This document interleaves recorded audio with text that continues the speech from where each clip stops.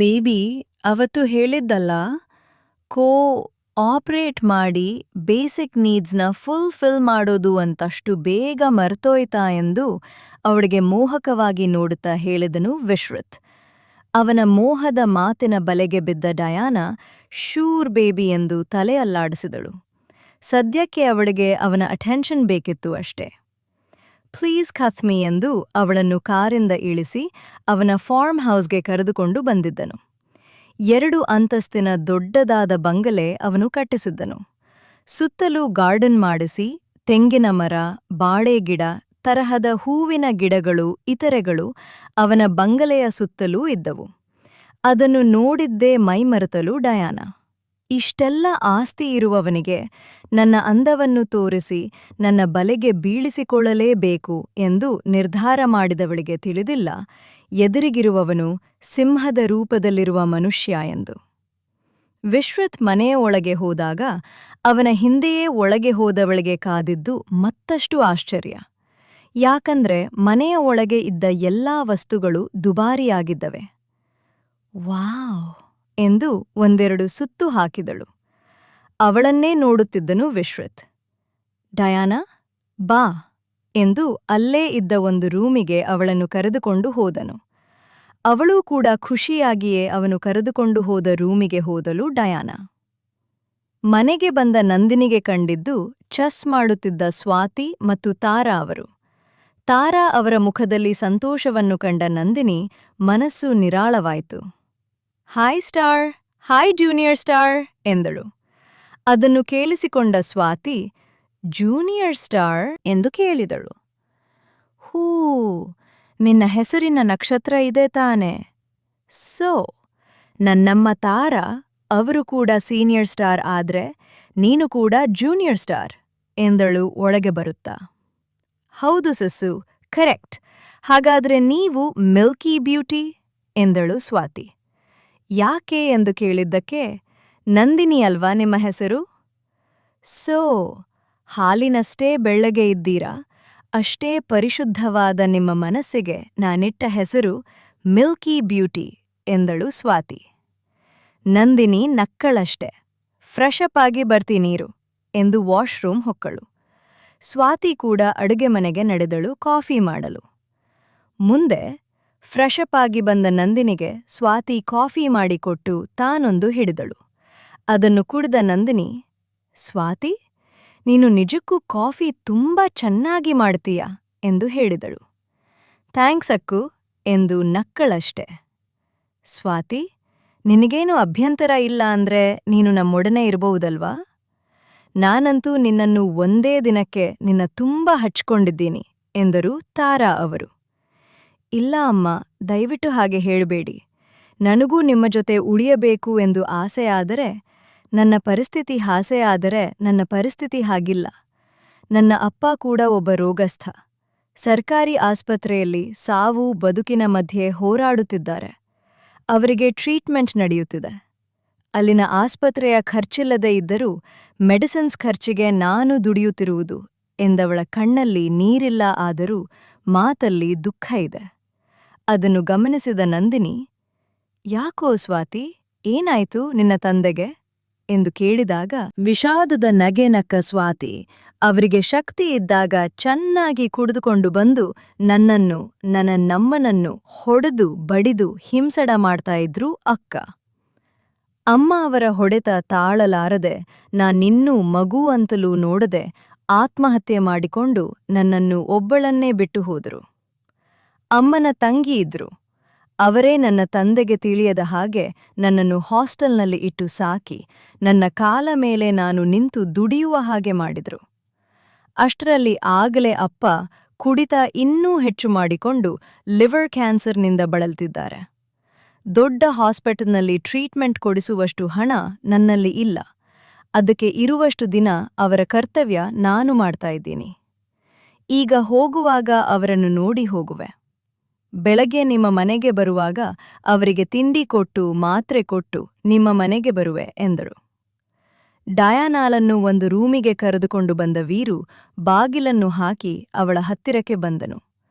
ಅವಳೂ ಕೂಡ ಅವನನ್ನು ಮೋಹಕತೆಯಿಂದ ನೋಡುತ್ತಿದ್ದಳು. ಅವಳ ಕೈಗಳನ್ನು ನಿಧಾನವಾಗಿ ತನ್ನ ವಶಕ್ಕೆ ತೆಗೆದುಕೊಂಡು, ಕೊನೆಗೂ ನೀನು ನನ್ನ ವಶ ಆಗ್ತಾ ಇದ್ದೀಯ ಡಯಾನಾ ಎಂದು ಅವಳ ಕಿವಿಯಲ್ಲಿ ಉಸಿರಿದನು. ಅವನ ಬಿಸಿ ಉಸಿರಿಗೆ ಅವಳ ಮೈಯಲ್ಲಿ ಕಾಮದಾಸೆ ಹೆಚ್ಚಾಗುತ್ತಿತ್ತು. ಡಿಯರ್ ವಿಶು, ಪ್ಲೀಸ್ ನನ್ನನ್ನು ನಿನ್ನಲ್ಲಿ ಸೇರಿಸಿಕೋ ಎಂದು ಅದೇ ಮಾದಕತೆಯಿಂದ ಹೇಳಿದಳು. ಶ್ಯೂರ್ ಮೈ ಡಿಯರ್, ಬಟ್ ನಾನು ನಿನ್ನನ್ನು ಆವರಿಸುವ ರೀತಿಯೇ ಬೇರೆ ಎನ್ನುತ್ತಾ ಅವಳನ್ನು ಅಲ್ಲೇ ಇದ್ದ ಚೇರ್ ಮೇಲೆ ಕೂರಿಸಿ ತಾನೇ ಒಂದು ಹಗ್ಗವನ್ನು ಅವಳ ಕೈಗಳಿಗೆ ಕಟ್ಟಿದನು.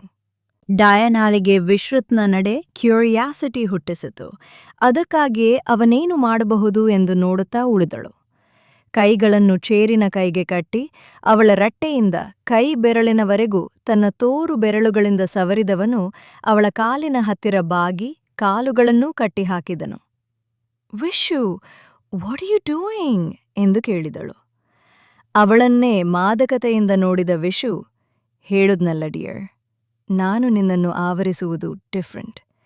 ಈ ವಿಶ್ರುತ್ ವಿರಾಜ್ ಯಾವತ್ತಿಗೂ ಡಿಫ್ರೆಂಟ್ ಎಂದು ಅವಳ ಕಾಲುಗಳನ್ನು ಕಟ್ಟಿದ್ನೇ ಅವಳ ಸುತ್ತ ಹಗ್ಗದಿಂದ ಬಂಧಿಸಿದನು.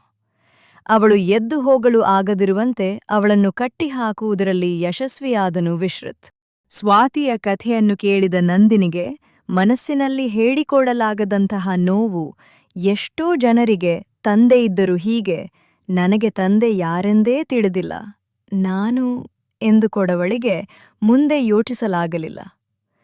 ತಾರಾ ಅವರಿಗೂ ಇಂತಹ ತಂದೆ ಇದ್ದರೆ ಎಷ್ಟು ಬಿಟ್ಟರೆಷ್ಟು ಎನಿಸದೇ ಇದಿರಲಿಲ್ಲ. ಕೊನೆಗೆ ಟಾಪಿಕ್ ಡೈವರ್ಟ್ ಮಾಡಲು, ಹೇ ಜೂನಿಯರ್ ಸ್ಟಾರ್, ಇಷ್ಟಕ್ಕೆಲ್ಲ ಎಮೋಷನ್ ಆದ್ರೆ ಹೇಗೆ? ನಿಮ್ಮ ತಂದೆಗೇನೂ ಆಗಲ್ಲ ಆಯ್ತಾ? ಈಗ ನೀನು ಹೊರಡು ಎಂದಳು ನಂದಿನಿ. ಸಣ್ಣಗೆ ನಕ್ಕ ಸ್ವಾತಿ. ನನಗೆ ಯಾವುದೇ ಬೇಸರ ಇಲ್ಲ ಅಕ್ಕು, ಯಾಕಂದ್ರೆ ತಂದೆಯಾಗಿ ಅವರು ಯಾವ ಜವಾಬ್ದಾರಿಯನ್ನು ಅವರು ಮಾಡಿಲ್ಲ. ಕೊನೆಗಾಲದಲ್ಲಿ ನಾನು ಅವರ ಮಗಳಾಗಿದ್ದಕ್ಕೆ ಅವರ ಜವಾಬ್ದಾರಿ ಹೊತ್ತಿದ್ದೇನೆ ಅಷ್ಟೆ. ನನ್ನ ಚಿಕ್ಕಮ್ಮನಿಗೆ ನಾನು ಅವರನ್ನು ನೋಡಿಕೊಳ್ಳೋದು ಸುತಾರಾಮ್ ಇಷ್ಟವಿಲ್ಲ, ಆದರೂ ನಾನೇ ಅವರನ್ನು ಸಮಾಧಾನ ಮಾಡಿದ್ದೇನೆ. ಸರಿ ಅಕ್ಕು, ನಾನಿನ್ನು ಹೊರಡ್ತೀನಿ. ನಾಳೆ ನನಗಿಷ್ಟವಾದ ಪುಳಿಯೋಗರೆ ಮಾಡಿಟ್ಟು ಹೋಗಿ ಎಂದು ಹೇಳಿ ತಾರಾ ಅವರನ್ನು ನೋಡಿ ಅಮ್ಮ ಬಾಯ್ ಎಂದು ಹೇಳಿ ಅವರನ್ನು ತಬ್ಬಿ ಹೋದಳು. ಅವಳೋದ ನಂತರ, ನೋಡಿದ್ರಾ ಸ್ಟಾರ್, ಇದಕ್ಕೇನಂತೀರಾ? ಇದೇ ಗುಂಪಿಗೆ ನನ್ನ ತಂದೆ ಅನಿಸಿಕೊಂಡಿರುವವರು ಸೇರಿದ್ರೆ ಏನ್ ಮಾಡ್ತೀರಾ? ಇನ್ನು ಮುಂದೆ ಅವರ ವಿಷಯವನ್ನು ಈ ಮನೆಯಲ್ಲಿ ಹೇಳಬಾರದು. ಹೇಳಿದರೆ ನನ್ನಾಣೆ ಎಂದು ಅಡುಗೆ ಮಾಡಲು ಹೋದಳು. ತಾರಾ ಅವರ ಮನಸ್ಸು ಓದಿದವರಂತೆ ಹೇಳಿದಳು ನಂದಿನಿ. ಎಲ್ಲಾ ವಿಷಯಗಳಲ್ಲೂ ಮೃದುವಾಗಿರುವಳು, ಎಲ್ಲರ ಬಗ್ಗೆಯೂ ಕಾಳಜಿ ಮಾಡುವವಳು, ಮೃದು ಮತ್ತು ಮಿತಭಾಷಿ ನಂದಿನಿ ತನ್ನ ಜನ್ಮಕ್ಕೆ ಕಾರಣನಾದವನ ಮೇಲೆ ತೀರದ ಸಿಟ್ಟು ಅವಳಿಗೆ. ಡಯಾನಾಳನ್ನು ಚೇರಿಗೆ ಕಟ್ಟಿದ ವಿಶ್ರುತ್ ಅವಳಿಗೆ ಎದ್ದೇಳಲು ಆಗದೇ ಇರುವಂತೆ ಮಾಡಿದ್ದನು. ರಸಕ್ಷಣಗಳನ್ನು ಈಗ ಶುರು ಮಾಡಬಹುದು, ಆಗ ಶುರು ಮಾಡಬಹುದು ಎಂದು ಅವಳು ಕಾದಿದ್ದೇ ಬಂತು. ಆದರೆ ಅವನೋ ಅವಳನ್ನು ಕಟ್ಟಿ ಹಾಕಿದ ನಂತರ ಒಂದೇ ನಿಮಿಷ ಬರ್ತೀನಿ ಎಂದು ಹೋದವನು ಅರ್ಧ ಗಂಟೆಯಾದರೂ ಪತ್ತೆ ಇಲ್ಲ. ವಿಶು ಎಂದು ಎಷ್ಟೇ ಕೂಗಿದರೂ ಆ ಮನೆಯಲ್ಲಿ ಅವಳ ಧ್ವನಿಯೇ ಅವಳಿಗೆ ಮಾರ್ದನಿಸುತ್ತಿತ್ತೇ ವಿನಃ ಒಂದು ನರಪಿಳ್ಳೆಯ ಶಬ್ದವೂ ಇರಲಿಲ್ಲ ಅಲ್ಲಿ. ಅರ್ಧ ಗಂಟೆ ಕಳೆದು 1 ಗಂಟೆಯಾದರೂ ವಿಶ್ರುತ್ನ ಸುಳಿವಿಲ್ಲ ಅಲ್ಲಿ. ಈಗ ಡಯಾನಾಗೆ ನಿಜಕ್ಕೂ ಭಯ ಆಗಲು ಶುರುವಾಗಿತ್ತು. ನಾನು ವಿಶ್ರುತ್ನನ್ನು ನಂಬಿ ತಪ್ಪು ಮಾಡಿದನಾ ಎನಿಸದೇ ಇರಲಿಲ್ಲ ಅವಳಿಗೆ. ವಿಶು ಎಂದು ಕೂಗಿ ಕೂಗಿ ಗಂಟಲಿನ ಪಸೆ ಆರಿ ಹೋದರೂ ವಿಶ್ರುತ್ನ ಹಾಜರಿಯಿಲ್ಲ ಅಲ್ಲಿ. ಗಾಬರಿಯಾದ ಡಯಾನಾ, ಹೆಲ್ಪ್ ಹೆಲ್ಪ್ ಹೆಲ್ಪ್ ಎಂದು ಕೂಗಿದ್ದೇ ಬಂತು. ಆ ಮನೆ ಇದ್ದಿದ್ದು ವಿಶ್ರುತ್ನ ಒಡೆತನದಲ್ಲಿ. ಅವನ ಮನೆಯಿಂದ 4-5 ಕಿಲೋಮೀಟರ್ ನಂತರ ಸುತ್ತಮುತ್ತಲೂ ಬರೀ ದೊಡ್ಡ ದೊಡ್ಡ ಫ್ಯಾಕ್ಟರಿಗಳು, ಜನಸಂದಣಿಯೇ ಕಡಿಮೆ. ಎಷ್ಟೇ ಕಿರುಚಾಡಿದರೂ ಯಾರಿಗೂ ಕೇಳಿಸುವುದಿಲ್ಲ ಅಂತಹ ಜಾಗವದು. ಅಳುತ್ತಲೇ ಇದ್ದ Diana, Vishu please leave me, ನನಗೆ ಭಯ ಆಗ್ತಾ ಇದೆ ಎಂದು ಅತ್ತಳು. ಅವಳ ಈ ಕೂಗಿಗೆ ರೂಮಿಗೆ ಬಂದಿದ್ದನು ವಿಶ್ರುತ್. ಹೇ ಬೇಬ್, ಯಾಕಿಷ್ಟು ಟೆನ್ಸ್ ಆಗ್ತೀಯಾ? ನೋಡಿಲಿ, ನಾನು ಊಟ ತರೋಕ್ ಹೋಗಿದ್ದೆ. ನಾವಿರೋ ಜಾಗಕ್ಕೆ ಫುಡ್ ಡೆಲಿವರಿ ಕೂಡ ಸಿಗೋದಿಲ್ಲ. ಸೊ ನಿನ್ನನ್ನು ಆವರಿಸುವ ಮೊದಲು ಊಟ ತರೋಣ ಎಂದು ಹೋದೆ. ಆದರೆ ಒಂದು ಮುಖ್ಯವಾದ ಮೀಟಿಂಗ್ ಅಟೆಂಡ್ ಮಾಡಿ ಬರುವುದಕ್ಕೆ ಲೇಟ್ ಆಯಿತು ಎಂದು ಹೇಳಿದನು. ವಿಶು, ನನಗೆ ಭಯ ಆಗ್ತಾ ಇದೆ. ಪ್ಲೀಸ್ ನನಗೆ ಈ ಕಟ್ಟನ್ನು ಬಿಚ್ಚು, ಕೈಕಾಲೆಲ್ಲ ಉರಿ ಬಂದಿದೆ ಎಂದು ಅಳಲು ಶುರು ಮಾಡಿದಳು. ಅವಳ ಮಾತನ್ನು ಕೇಳಿದ ವಿಶ್ರುತ್ ರಕ್ಕಸ ನಗೆ ನಕ್ಕನು. ಅವನನ್ನೇ ನೋಡುತ್ತಾ ಉಳಿದಳು ಡಯಾನಾ. ಆ ನಗುವಿನ ಹಿಂದಿನ ಅರ್ಥ ವಿಶ್ರುತ್ಗಷ್ಟೇ ಗೊತ್ತು. ಅವಳ ಮುಂದೆ ಒಂದು ಚೇರ್ ಹಾಕಿದವನು ಅದರಲ್ಲಿ ಕೂತು, ಕಾಲಿನ ಮೇಲೆ ಕಾಲು ಹಾಕಿ ಕೂತು ವ್ಯಂಗ್ಯವಾಗಿ ನಗುತ್ತಾ, ಮಿಸ್ ಡಯಾನಾ, ಹೀಗಂದ್ರೆ ಹೇಗೆ? ಇಷ್ಟು ಬೇಗ ನಿನಗೆ ಇಲ್ಲಿಂದ ಮುಕ್ತಿ ಕೊಟ್ರೆ ನನ್ನ ಕಾರ್ಯಸಾಧನೆ ಆಗೋದಾದ್ರೂ ಹೇಗೆ ಎಂದು ಹೇಳಿದನು. ಅವನ ಮಾತುಗಳು ಅವಳಿಗೆ ಅರ್ಥ ಆಗ್ಲಿಲ್ಲ. ವಿಶು, ಏನ್ ಮಾತಾಡ್ತಾ ಇದ್ದೀಯಾ ಎಂದು ಕೇಳಿದಳು. ನಿನಗೆ ನಾನು ಬೆಳಗ್ಗೆ ವಾರ್ನಿಂಗ್ ಕೊಟ್ಟಾಗ್ಲೇ ನೀನು ಎಚ್ಚರಿಕೆಯಿಂದ ಇರಬೇಕಿತ್ತು. ನನ್ನನ್ನು ನಂಬಿ ನನ್ನ ಹಿಂದೆ ಬಂದು ತಪ್ಪು ಮಾಡಿದೆ, ಮೈ ಡಿಯರ್ ಡಯಾನಾ ಶ್ರೀರಾಮ್ ಎಂದನು. ಈಗಲಾದ್ರೂ ತಿಳಿತಾ ಡಯಾನಾಳ ತೊಂದರೆಯನ್ನು ವಿಶ್ರುತ್ ಯಾಕೆ ಸಹಿಸಿದನು ಅಂತ. ಅವನು ಅಷ್ಟು ಸುಲಭವಾಗಿ ಯಾರನ್ನೂ ನಂಬದವನು, ಅವಳನ್ನು ತನ್ನ ಪರ್ಸನಲ್ ಅಸಿಸ್ಟೆಂಟ್ ಆಗಿ ಯಾಕೆ ಸೇರಿಸಿಕೊಂಡಿದ್ದನು ಅಂತ.